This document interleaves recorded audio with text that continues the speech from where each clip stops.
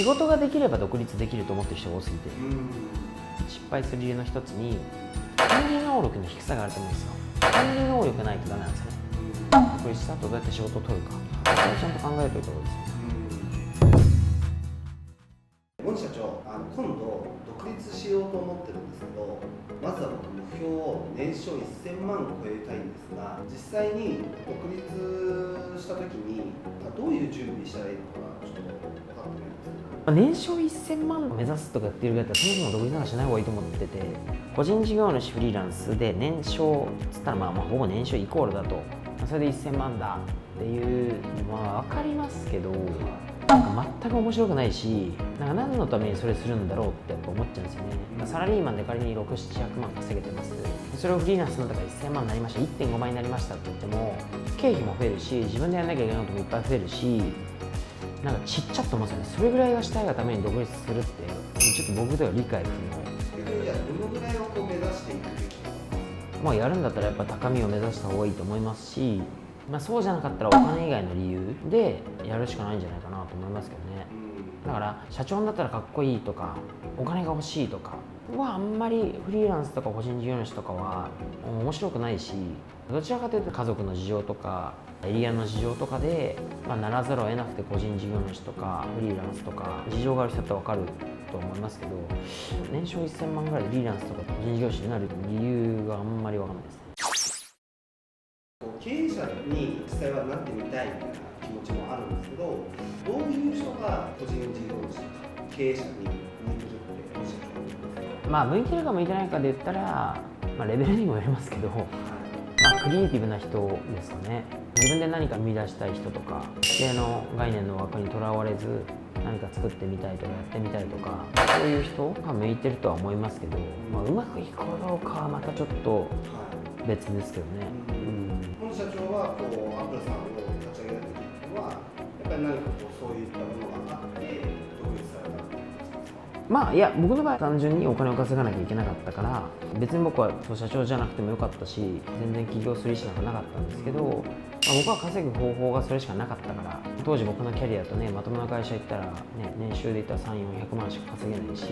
ちょっといろんな事情があったんで、投資屋さんをやられて、それは生きていくためのお金を作るためにやられた。そうですね。だから稼がなければならない、有権マスト的に言うとマストで家族を養わなければならないで、キャンでできることっつったら引っ越し会社であるで、そこにビルとか全くなかったんで、最初から全部自分でやるって結構大変だったんじゃないかなと思うんですけど、独立する際にしてた準備とか会社員時代と違って変わったことですか？だからそれこそ全部自分でやらなきゃいけないっていうだけの話ですよね。最初お金もないから頼んでお金かかるのもなるべくケチりましたし、会社作るのは別に大した業務じゃないんで誰でもできますし、あとは必要なものを手配していって始めていっただけで。お金の使い方とか変わったとかってありますか？一個悪い例で言うと、会社のお金と個人のお金をごっちゃになっちゃう人も結構多くて、あとは金銭感覚。例えば会社でやった時に、じゃあ年商1億だとしても、例えば利益率が 5% だったら9500万円経費払うわけじゃないですか。1億返ってきて9500万お金出すみたいな話とかになると、個人のお金だと考えたら動かす桁が変わるじゃないですか。この感覚と個人のお金の感覚はごっちゃにしないようにしないと、10万使っても大したことないやみたいな感覚値に陥っちゃうことがあると思うんですよね。特にだから会社がちっちゃければちっちゃいほど公私混同しやすい気がするんで、動かす桁の麻痺というか、気をつけた方がいいかなと思いますね。本社長自身はずっと引っ越し業界で働いてこられたので、独立された時も、今までやってきたものの積み重ねがあったと思うんですけど、例えば売り上げを作っていく、その年収を上げるっていうところで言うと、あれもこれもやらなきゃいけないんですけど、どういうふうに時間配分とか考えてやってたのか、もしくは全くそういうの考えなかった。考えてないですね。分かんないんで最初。まずはやっぱでもお金入ってこないとどうしようもないんで、やっぱ売り上げを作るっていう意味では一生懸命頑張るしかないですよね。あと社長としてとか経営としてやらなきゃいけないこととか管理系は後で必要に迫られてやるしかないじゃないですか。最初はとにかく売り上げ立てるっていうところを一生懸命やるしかないですよね。まずやっぱりこれから独立したいみたいな人たちは、まず自分で売り上げを作れる力っていうか、そういうのを身につけていた方が最初はいいのかな。まあでもなんかやっぱ分析とかちゃんと調べる、リサーチちゃんとすればいいんじゃないですかね。もしかしたらそのやっぱりリサーチとかその辺はしっかりとリサーチ。いやだから僕はそんなしてないですけど、でもある意味こうやれば仕事は取れるっていうのは分かってたわけですよ。仕事の取り方みたいな、まあ、僕ら引っ越し業界ってニーズがもう発生してる業界なんですよね。引っ越しをさせるかみたいなのはもうクリアしていて、どこを選ぶかのどこに選ばれるようにするためにはっていう競争なんで、だとしたらそのニーズが発生したところの情報をどうやって仕入れて、で受注率をどうやって高めるかみたいな話なんですか。それを別に考えてやっただけですよね。そもそも起業しました、仕事どうやって取ればいいか分かりません、何も考えてなさすぎじゃないですか。自分で独立した時にどうやって仕事を取るのかっていうビジネスモデルとかマーケットの分析とかリサーチとかは、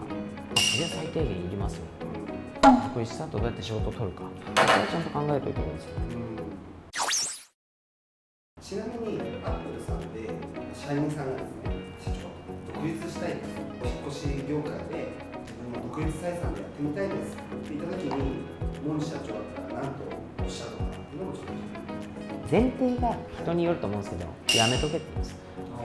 なんでかっていうと、引っ越し業界をやるんだったら独立する理由がないんですよね。あんなこともこんなこともこんな面倒くさいことも全部自分でやるんだよと。やっぱりなんか僕は個人事業主とか中小企業とか失敗する理由の一つに管理能力の低さがあると思うんですよ。だから例えば引っ越し業界とかもそうなんですけど、仕事ができれば独立できると思ってる人が多すぎて、確かに口も回るし営業も取ってこれると、で現場もできると。でも本当に会社やっていくんだったら管理能力ないとダメなんですよね。そもそも数字に弱いやつとかやるべきことできないやつとかだらしないやつとかはやめた方がいいと思うんですよ。痛い目見るだけなんで。だからだったらうちの会社の中で独立採算までいかなくてもどうやったら稼げるかとかっていうのを、そういう制度を変えるためにまず自分で結果出して、こういうふうにしたいああいうふうにしたいとかって協議していく方が早いと思うんですよね。だって面倒くさいことは会社やってくれるし、今までの成功パターン失敗パターンも分かるし、だから大体独立したいんですよねっていうのは、だったら分かったと、まずうちで支店長になるように頑張れ、そしてなって結果出せ。それができなかったら独立してもうまくいかないから、会社の金使って時間使ってリソース使って勉強できるんでしょと。自分でやって自分で失敗したら結構痛いよと。でも会社で失敗する分には、別にあなたにとってそんな痛くないですよねと。会社も全力でやっぱり失敗しないようにねサポートしますしと。本当に独立してうまくいきたいんだったら練習だと思ってそんなに、ね、いい環境ないでしょと。それで本当に結果出してそれでも独立したいんだったら、もう一回話聞いてやるよと。ただ独立したくてただ社長とか欲しいだけなんだったら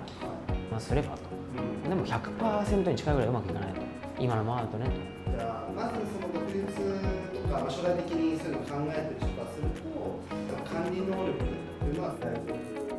だし、可能であればどこかの企業だったり団体に属しているうちにここに近い立場を経験しておいた方が、後にもし独立する場合にとっても役に立つ。そうですね。だからいつも言ってる通り、今いるそのポジションでサラリーマンだろうとなんだろうと結果出せないんだったら経営者のとこ結果出せるわけないじゃないですか。結局経営も初めてのことばっかりで常に勉強しながらやるんで、常にやっぱ練習がいっぱい必要なんですよね。経営しながら練習するのか、一旦会社に属して練習するのか、よしあしはありますけど、そういう意識を持ってちゃんとやった方がいいなとは思いますよね。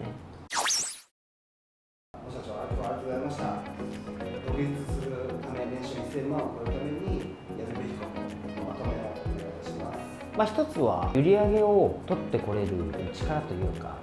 プロセスはちゃんと準備して考えて、それができる能力を持って、やった方がいいと思いますと。2つ目はやっぱり会社が今までしてくれたこと全部自分でやらなきゃいけないんで、管理能力的なものはやっぱり身につけてからやった方がいいんじゃないかなと思います。ありがとうございます。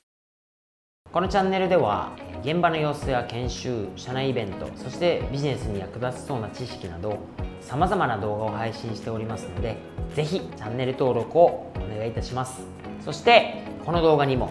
ぜひいいねをつけてくれると嬉しいです。ありがとうございました。